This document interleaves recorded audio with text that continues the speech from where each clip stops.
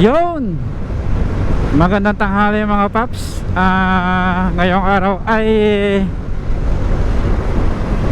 pupuntahan natin yung ating plaka sa LTO. Kasi mga paps, kwento ko lang, itong aking Suzuki Smash 115 ay 2016 model. Alam naman natin na wala pang plaka yung ganon. Diba ngayon sa bagong Pilipinas ay lahat ay may plaka na. At ayun, yun nga pala mga paps, itong aking motor ay nairehistro. Hindi ko alam kung bakit doon nairehistro sa Region 4A. Alam ko ang Region 4A ay sa Batangas yata yan, Calabarzon. Ang LTO Region 4A ay doon ito nakarehistro. Samantalang taga dito ako sa Oriental Mindoro. Oh, 'di ba mga paps, napakalaking hassle. Ito ay Region 4B. Sa ngayon kasi ang dami nang na-release na plaka dito sa Region 4B sa Mimaropa. Ang dami na. Syempre, paano natin makukuha yung ating plaka? Nandito tayo sa Region 4B at doon nga tayo nakarehistro. Unang rehistro sa Region 4A. Ang ginawa ko mga paps ay nagtanong-tanong ako sa LTO mismo, kasi sila ang mas nakakaalam o may alam sa mga ganitong process. At ayun na nga mga paps, nag-apply ako ay siguro may mga 10 days na. Nagpunta ako sa LTO at yun nga, ang gagawin daw nila paprocess nila at ipapa-LBC at kukontakin ang LTO Region 4A, at sa gayon sila mag-uusap na yung mga wala pang plaka dito tulad namin na narehistro doon sa Region 4A ay ipadala dito sa Region 4B LTO. At gano'n na nga mga paps, kinuha yung aking ORCR ng aking motor. At yun nga, naghintay ako na siguro mga 10 days na. At ito ngayon tanghali ay nag-text. Tumatawag pa nga yung LTO, ay kaya lang hindi natin nasagot. At nag-text siya na available na daw yung ating plaka sa LTO.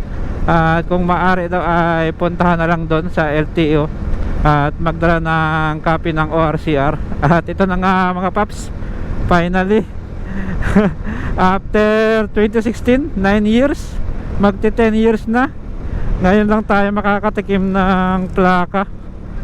Ayun, yan na nga mga paps, finally magkakaplaka na si ating Smash 115.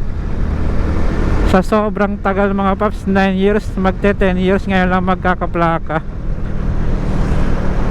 At ito nga mga paps, pipick upin na natin sa LTO, LTO Pinamalayan Extension Office. Napakabilis nilang mag process, napakabilis. Salamat LTO, kasi magkakaroon na ako ng plaka.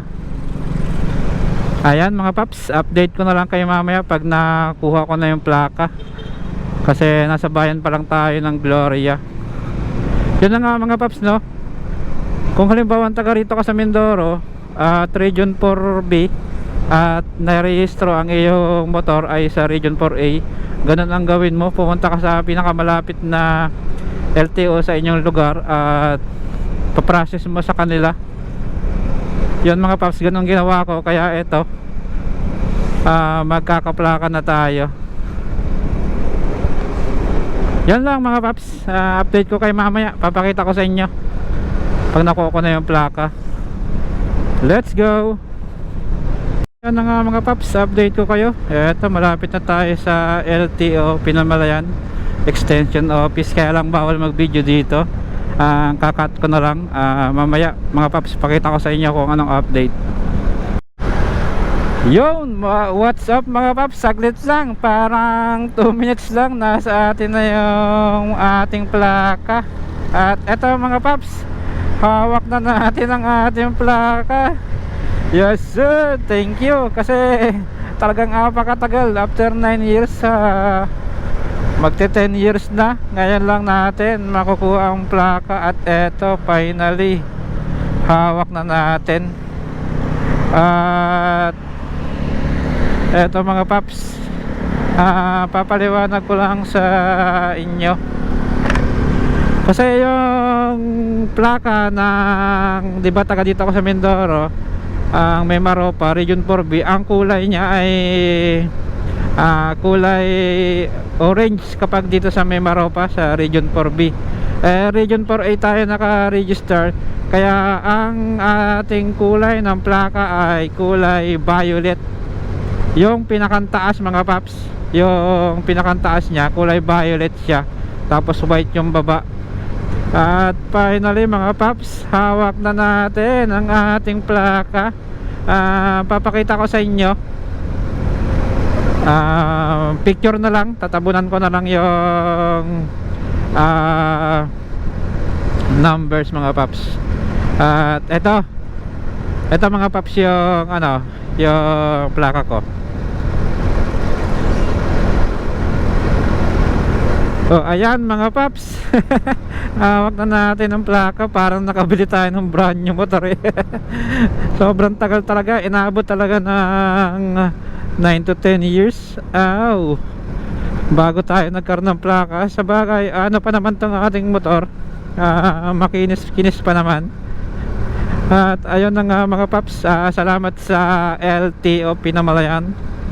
At finally nahawakan na natin ang ating plaka. Ayos mga paps. At yun nga, pinaliwanag ko naman sa inyo kung paano ang process sa pagkuha ng plaka kanina sa unahang video. At ganun lang mga paps ang gawin nyo para after 10, di ko lang alam, basta sa akin after 10 days tumawag sila at nandyan na yung aking plaka. Suggest ko lang mga paps ay sa LTO kayo mismo para original taga at legit kayo na makakakuha ng plaka.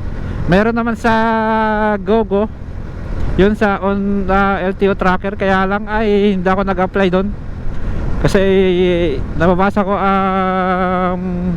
ibang comment, kasi inaabot talaga ng buwan-buwan pero hindi pa nila nakukuha ang plaka. Naabot ng buwan-buwan hindi pa nakukuha, ay samantalang ito sa atin, no, mabilis ang LTO Pinamalayan. At yun lang mga paps, hanggang dito na lang ang aking video. Ride safe all. Sana nakatulong itong video mga paps. Ingat.